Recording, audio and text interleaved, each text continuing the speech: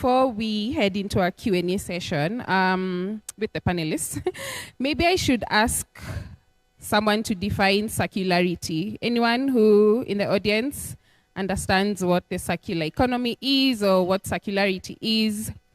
No wrong answers.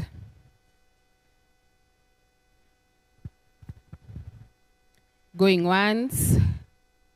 No one? Okay. So I asked Google. Oh, there is? Okay. Can someone give him a mic?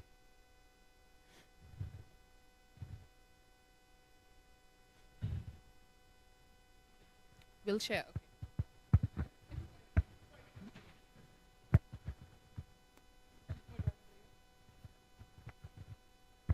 Okay. I like the way you say there's no right or wrong answer. So that's where I got the guts. Anyway, I think circular economy is whereby the useful life of, should I say, my product is the beginning of life from your end. Such that, let me put an example. Like I make pencils, they come from trees. So how would that be circular? A pencil that eventually will be planted to become a tree. Something like that. Thank you. Anyone else?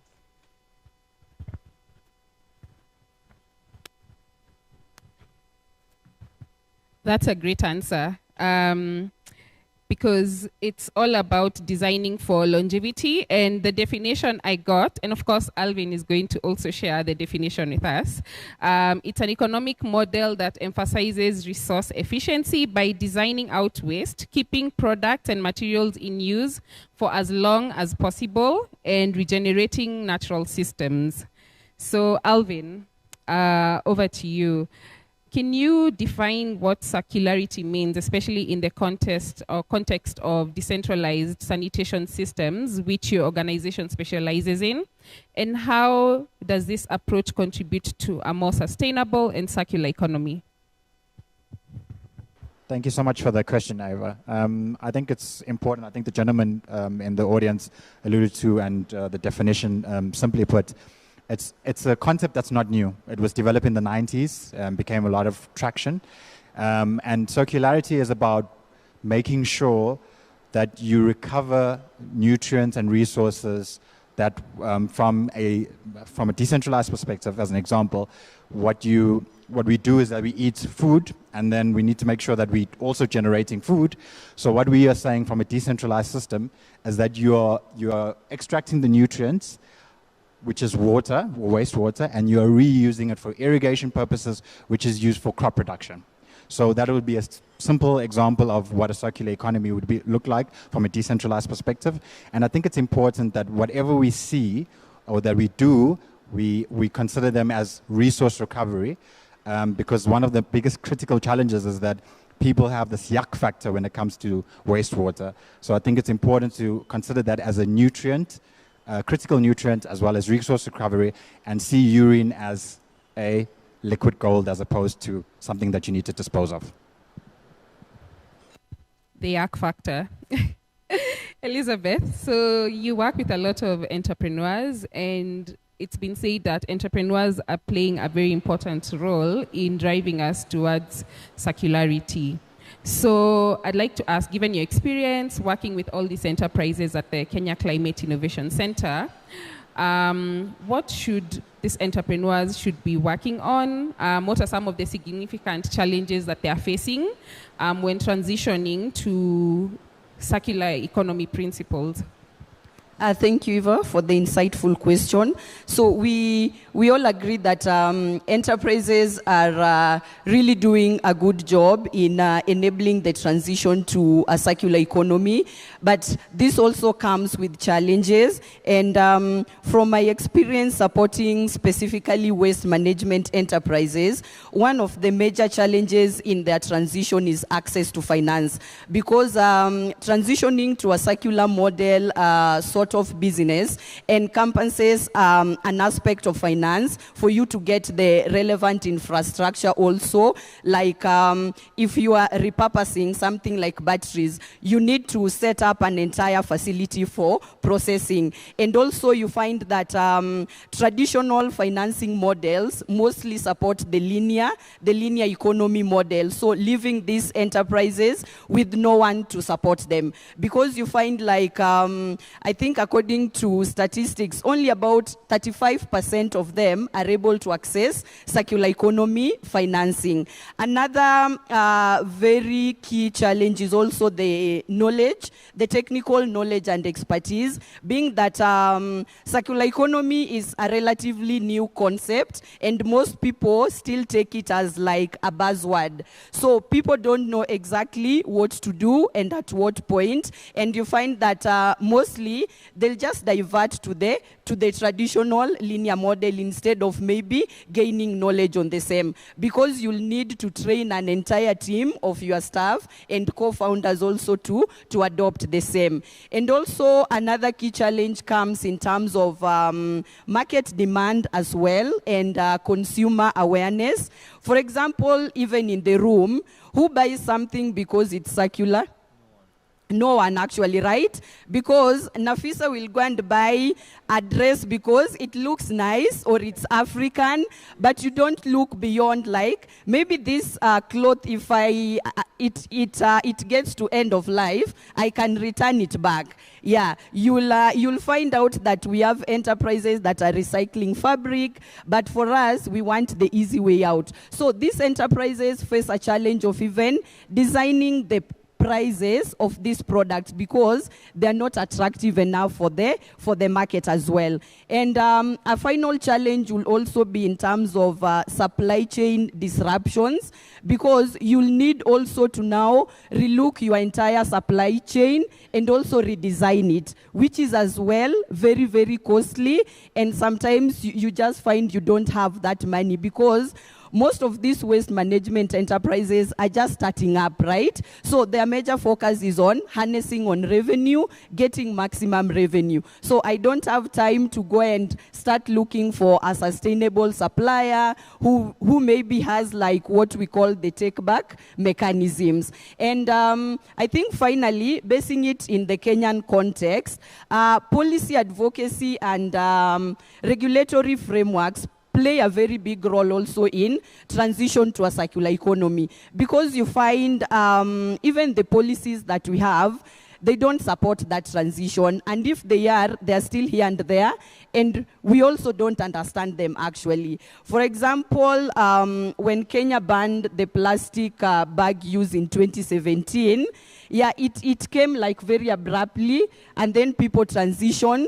But when it comes to like the plastic side, those policies are still here and there. Even if we have a waste management policy of 2022, but if you ask even the enterprises here, they don't understand what it entails actually. So I think there's a lot that still needs to be done for these enterprises to be supported fully. And now that is what we are also focusing on at Kenya Climate Innovation Center, trying also to work with county governments to ensure that they're also providing an enabling environment for these enterprises to thrive.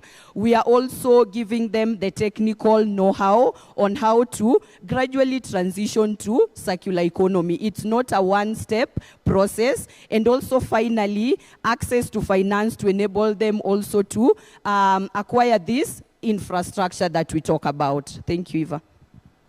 Thank you, Elizabeth. So over to you, Thomas. Elizabeth talks about entrepreneurs. Maybe Nafisa's garment is recycled and we don't know. So there's a lot of terms that are confused with, or maybe they are part of circularity, but we take that as this is what it means to have a circular product. So as you work with entrepreneurs from seed stage, from, is it early stage to, yeah? What kind of enterprises are you looking for to make sure that they actually fit into the circular economy principles? Okay. Hello? Hello. Hello. Okay. Yeah, circular economy. I kind of have to. Well, my view is circular economy is an old concept, not a new concept. I think we lost our way in terms of industrialization area, as well as the modern era now. If you go back into history, for example, a lot of the circular economy founders that come early stage to me, and when one talks to them in terms of circular economy, it is a buzzword now, but I always go 100 to 200 years ago, Renaissance, always going to put the case of London and Paris, where most of your farmers would create their fertilizer from human waste collected in London and Paris. Like, there was a thriving circular economy within Paris and London 200, 300, 4 years ago. So the economy existed back there in Europe and basically thrived, but we basically came to the modernization, the industrial area where basically we found nitrogen and basically started creating industrial processes and linear processes. So we kind of lost our way during the industrial area straight into the modern era now, where everything's linear. We pump up plastic, we pump up waste every single day. And most of us have changed our behavior where we throw a lot of stuff away and don't use it. In terms of case study, in terms of Africa, I always also explain, so I come from South Africa. Shaka Zulu used to build his kingdoms on top of mountain ranges in South Africa, and that was one cause. You had 20,000 people plus about 20,000 cattle. With the amount of human waste there, they usually dug channels down the mountain range and would basically flush all that waste down to the valley where they had their crops that could basically, that would feed the population, and they used that waste to fertilize the fields. And then with that dung too that the cattle produce in the kingdom, they used that as a cement with bone ash and other wood ash, and that created their floors. So like even in Africa, we all have a tradition of circularity, but we lost it. In terms of questions in terms of startups, yeah, I come from South Africa. I work with a lot of South African startups. South Africa is a bit of a different beast compared to the rest of Africa. We're quite regulated. So we have amazing circular economy startups coming up now, pre-seed, etc. I got one startup that is making biofilms from food waste using protein enzymes. The problem now she has is the same thing, is trying to find finance, because there's a high capex to fund the technology to manufacture that biofilm. So one of the barriers for the startups in South Africa is going beyond that seed phase and going into the growth, because they can't find finance. The other barrier to, and why South Africa is very early stage circular economy, hasn't kind of followed the rest of Africa, is we're also over-regulated. So if you're a circular economy company that collects and uses waste to protect, to create secondary products, is you have to apply for a license to collect that waste and drive the waste around. And you have to have another license to store the waste. And then you have to go to certification processes in terms of selling your secondary product on the market. So you've already got 3 barriers there, and they all cost money. So, for example, we have a biofertilizer company. He had to spend $6,000 and apply 6 times until the government was able to give him standardization to sell his product on the market. That stalled him for a year. Another case study, so the best case study in terms of circular economy construction is Coolbrick from Ethiopia. They've done very well. They got into the market. I think they raised, last year they raised 5 to 8 million USD proceed. I got a similar company been in operations for we've got 5 companies who are on the construction sector, the circular construction sector.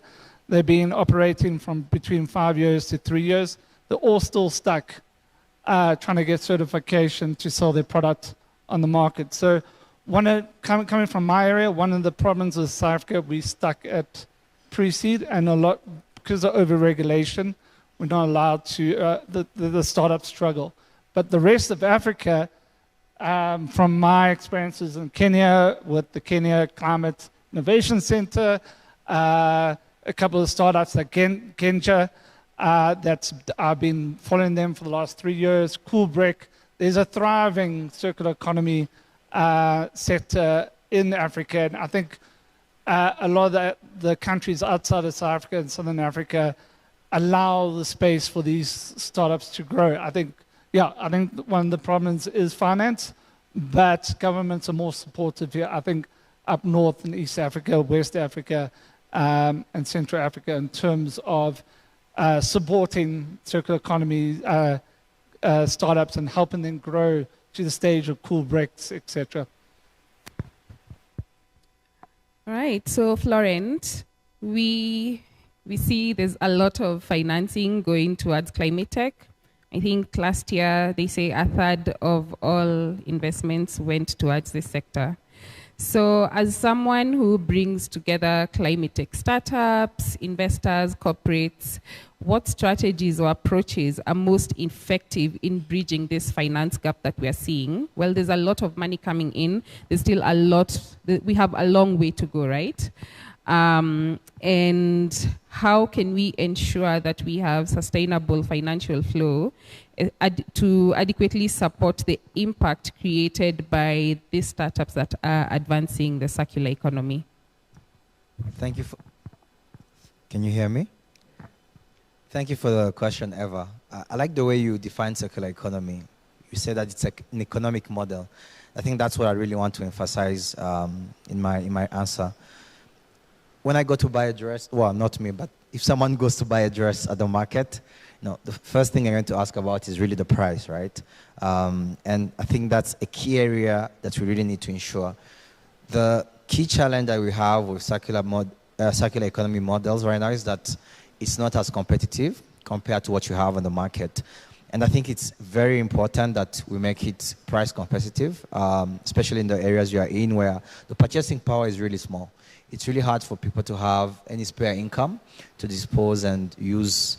And most of the time when you're thinking about your daily needs, circularity and climate-friendly opportunities are not something you put forward. So it's really important that we really focus on price friendliness, right? So that's the first thing. The second thing is efficiency. If it's not price sensitive, it's not, as pricely competitive compared to the rest, it has to be more efficient, right? So for instance, if I'm buying fertilizers, I should be able to buy fertilizers that are extremely efficient compared to what's existing on the market, right? And it's really hard to change mentalities. People have been doing this type of, have been using the same type of product and services for the longest time. It's really hard for them to really change and go to the other way. And the best way to do it is to have products that are, way competitive in terms of pricing and also way more efficient. And I think EDA can actually work, right? And I think that's where innovation comes in. And I think most entrepreneurs in the circular economy space have to think through the business models, make them economically viable, competitive on the market. And given that it's hard to change mentalities, it has to be a significant improvement, right? And that comes through innovation. So encourage more entrepreneurs to have more innovation hubs happening in the space. I was talking to Anthony today. He had a really good definition around circularity, and he's actually selling pencils. If you look at his pencils, they are way more, they are way cheaper than what's already existing in the market. That's already encouraging people to move to that type of model. Because when people go and ask about pencils, or if you're trying to sell to them, the first thing you'll tell them is, hey, this pencil is 10 times cheaper than what you are buying. This pencil will last you longer. And by the way, it's also climate friendly, right? So I think that's really key.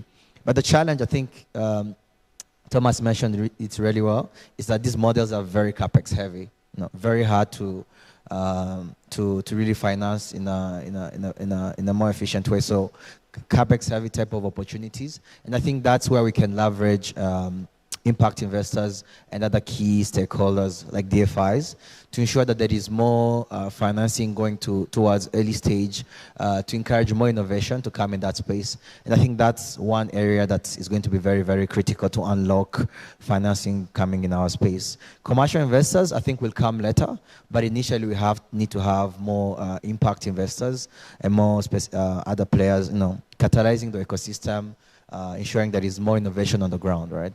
A second element I really wanted to mention is around distribution. Distribution is really, really key. And before we have that growth stage capital, it has to be a process in which we encourage more innovation and more price-sensitive products on the market, right? So again, we can see a lot of players, impact investors coming in that space where they provide concessional loans and more innovative type of financing to ensure that these companies can actually grow in huge areas. And then have price-sensitive products. So innovation, I think, is really the key takeaway that I'll mention. Great, thank you. Viraj, Thomas touched on this, and considering circularity, it sounds like a new term, but it's sounding more like an age-old practice. We see this a lot with farming. So how can we effectively integrate this community knowledge with modern technology, which we're talking about here? We want to be more innovative to enhance circular economy practices, and how is Earthcare leveraging this knowledge to create more resilient, sustainable systems that benefit both the environment and local communities that you work with? Thanks. Thanks so much for the question, Eva. And that's a great point. So as Earthacre, if we step back, we operate from these two main principles, right? So the first is that climate change, biodiversity collapse, these are two of the biggest threats facing the world today, right, of our generation.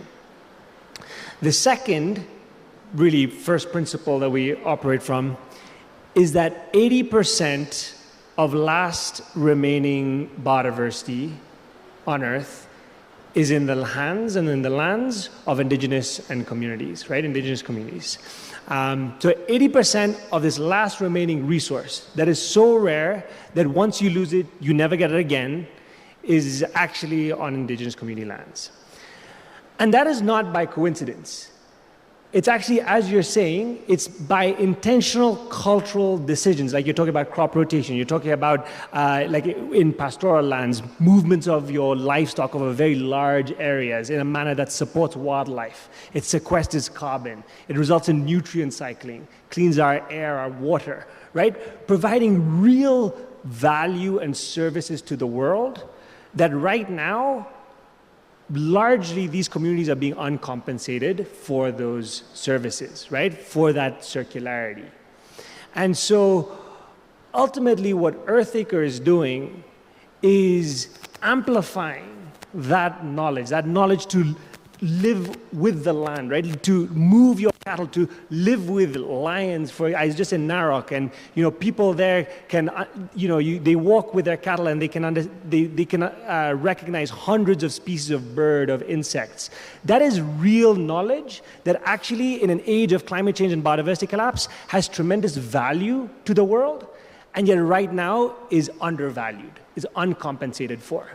And so by leveraging cutting-edge technologies, like we are using remote sensing techniques coming out of Harvard, and we're pairing that with local knowledge, local bird observations, acoustic monitors, you can start to show the world the value of this knowledge, of this circularity, and start to channel financing down to the individual landowner.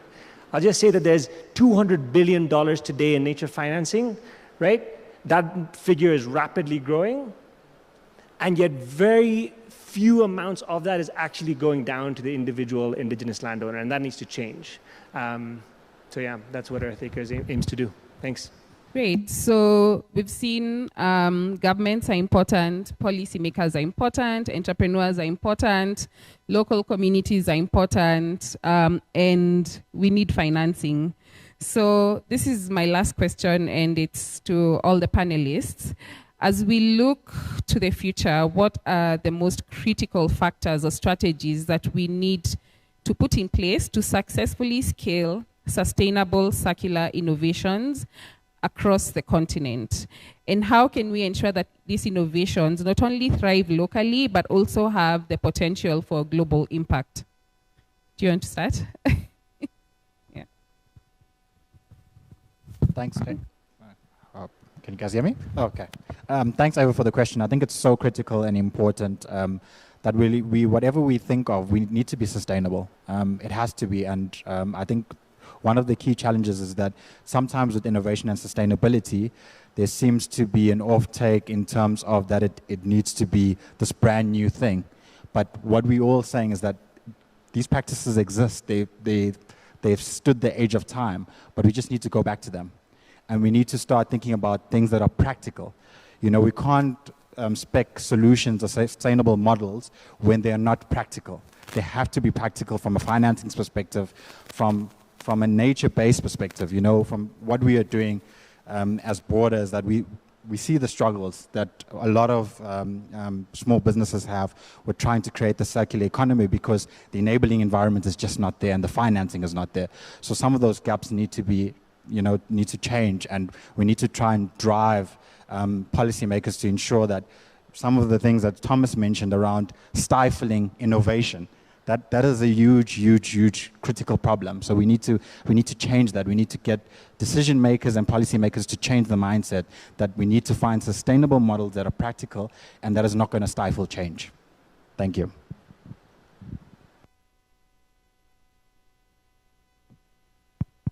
Hold on. For the future in terms of innovation, from my perspective, I think we need it. Government or public and private need to come together. As I said, I mentioned case studies like South Africa. We have restrictive policy that doesn't allow startups and innovators to flourish and grow beyond early stage due to over-regulation. And then from private in terms is one of the biggest polluters of the world, they need to innovate themselves. I think a lot of founders, we innovate in ground, but private has to realize if we are going to create a circular economy and we are going to restore our biodiversity and save our biodiversity from pollution, pollutive waste like plastic, etc., they need to come to the party with government. They're the ones, in terms of the barrier, in terms of what we talked about, finance, they're the ones that can bring the finance.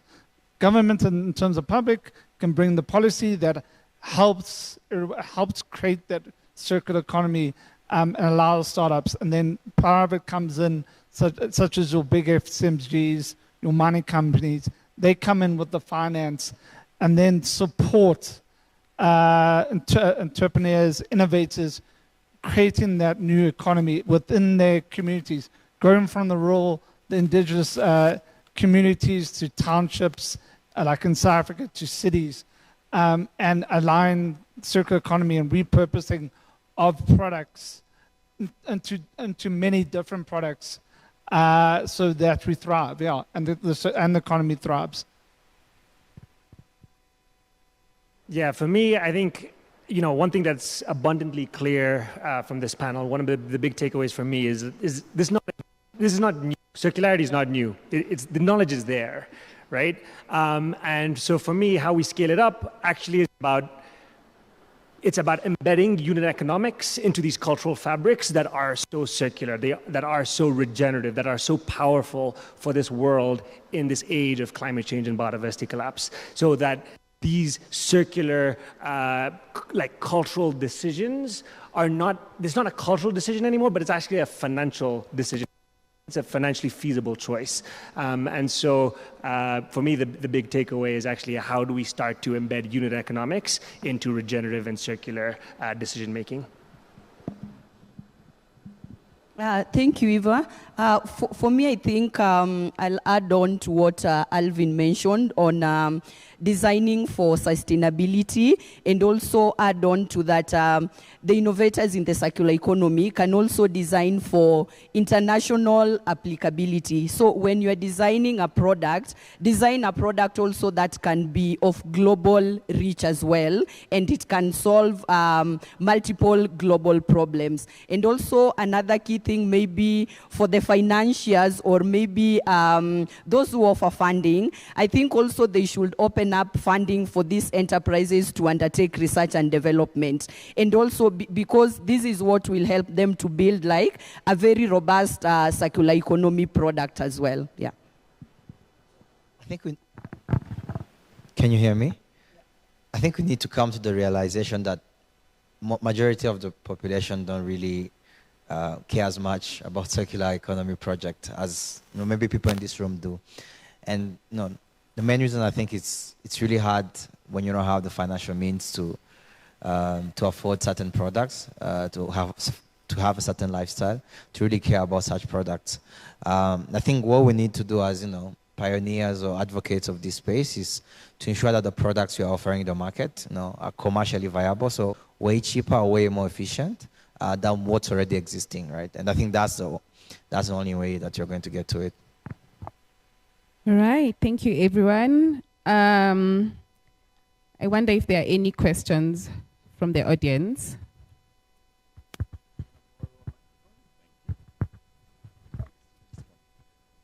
So there's one. Is there a second one? There's one. Okay.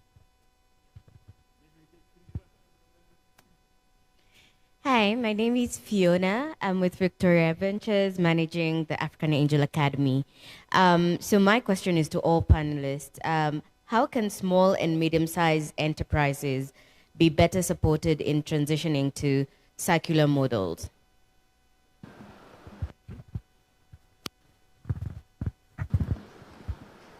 Thank you very much. My name is Steve Miner. Sorry. A volunteer at Africa Arena. And first of all, thank you very much, the panelists. I've learned a lot. Thank you, the moderator. And my question for today is, like Elizabeth has said, we need to make products that have international reach. Also, like Florence said, we have to make them very cheap so everyone can accept them, because, and also bouncing onto Alvin, it doesn't have to stifle the change and how people maybe accept things. So what would you consider are the biggest and most significant barriers to scaling these solutions and having a global reach? Thank you. One more? Yeah, one more at the back over there.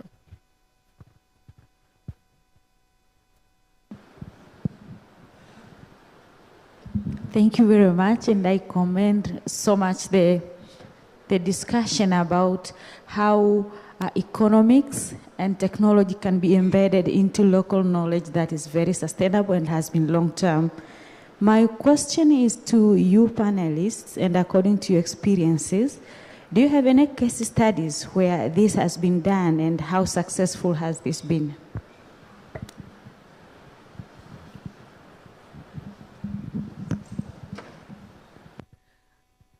I guess you can start with the first one if you want to take that.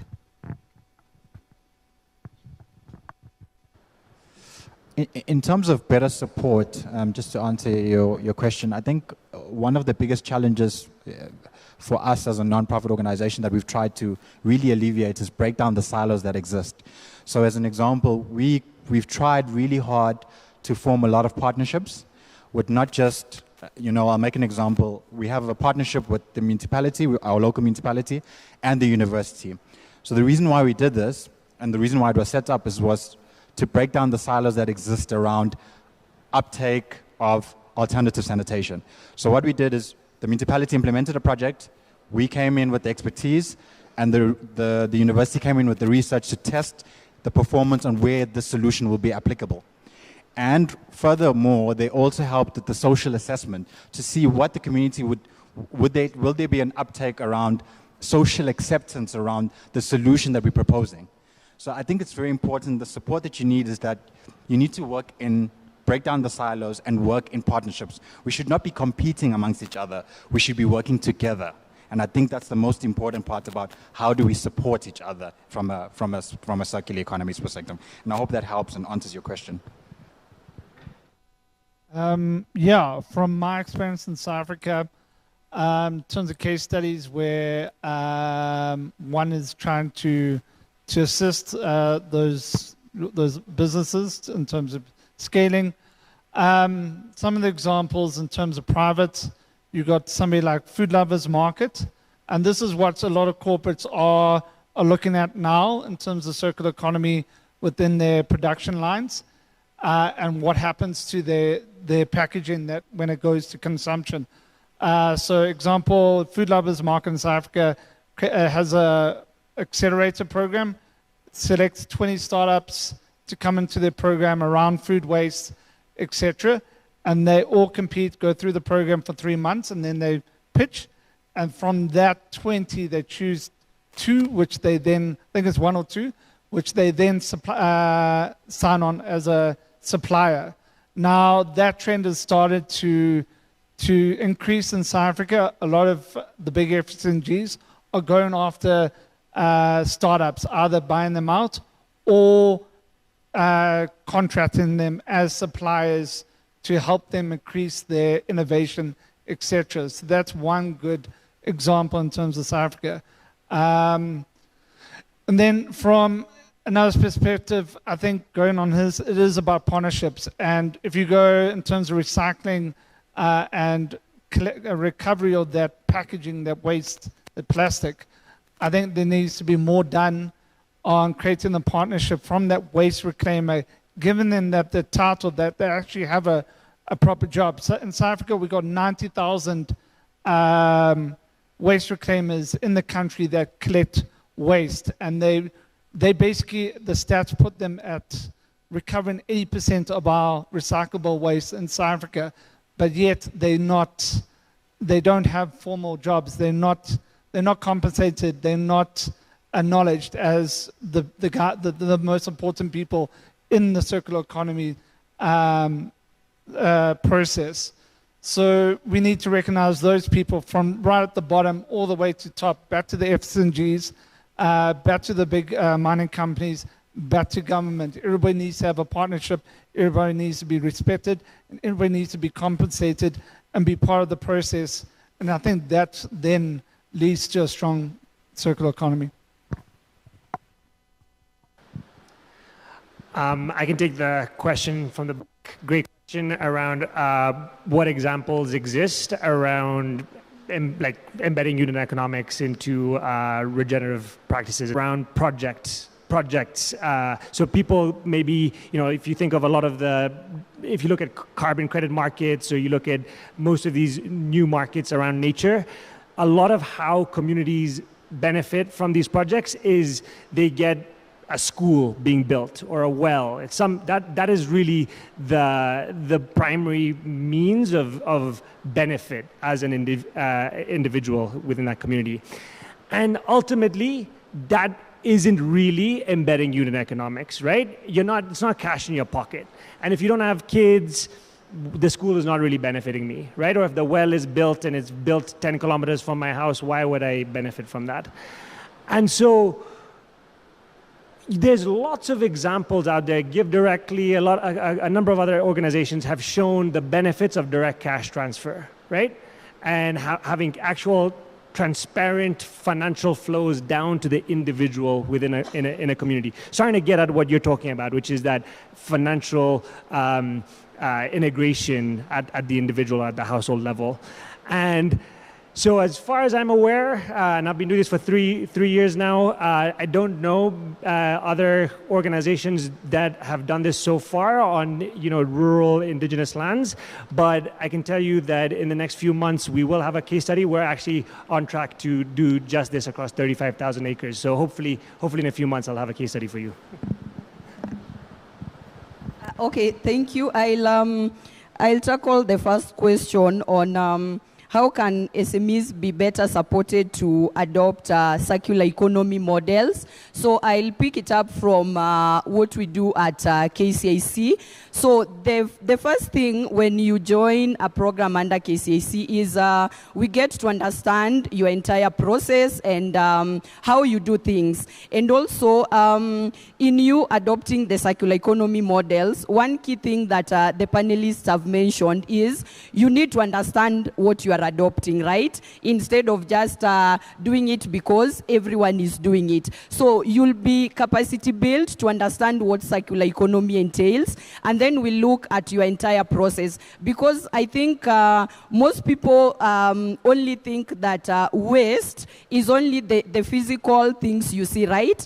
There's even information waste. Like we can be here giving you a lot of information that is not necessary actually. So that is waste. And also there can be people waste. So you've employed a lot of people that are not adding value to your business. So you end up wasting a lot of resources also in training them and also in ensuring that they are aligned to your vision. So that is a snapshot of what we do. And once we've aligned on how your process is, we'll now provide you with the technical know-how on how to implement maybe those solutions we have, or how to reduce the waste that you are generating along each process line. And this will include also monetary support. For example, if you need like relevant testing to be done, you need to benchmark also with others who know about the best practices in circular economy.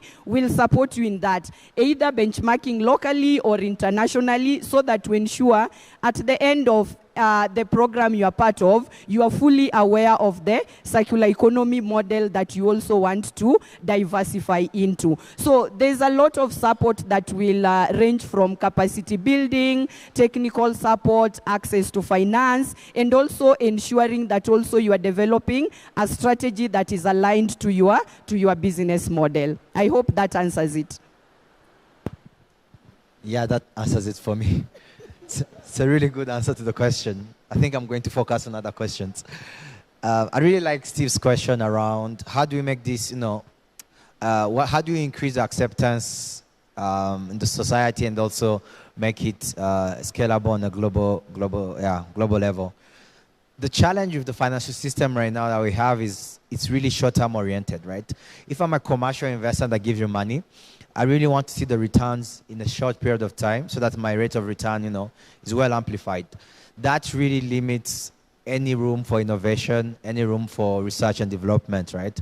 Because most of these business models, as we have seen, actually this is also touched in the question that the third person had asked. Most of these business models are not yet competing commercially with what's already existing, right? There are very few case studies in which you can look and say, hey, it's a really good circular economy business that has managed to compete commercially with existing business models, right? And I think it's because of the financial system we are in, right? So how do we solve for that, right?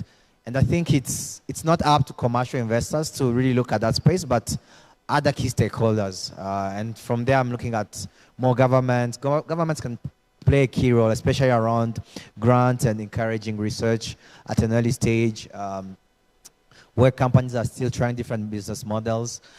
Universities, that's the bedroom of innovation. There has to be more innovation encouraged at that level. DFIs can also encourage and impact investors, encourage more innovation so that we have more sustainable business models in the market. That will drive acceptance. That will also drive global adoption of this product, right? And I think that's a key challenge that we have right now, and that's why we don't have many success stories. I know Patagonia had a program some time back around circularity and how it has worked well for them, but it was a small part of their business, but not the whole, the whole entity. Very few case studies, which actually shows how much work we need to do to ensure that there is more innovation, which will drive more commercially viable businesses, more competitive businesses. I hope that answers question 2 and question 3. All right. Thank you, everyone. That's it from us.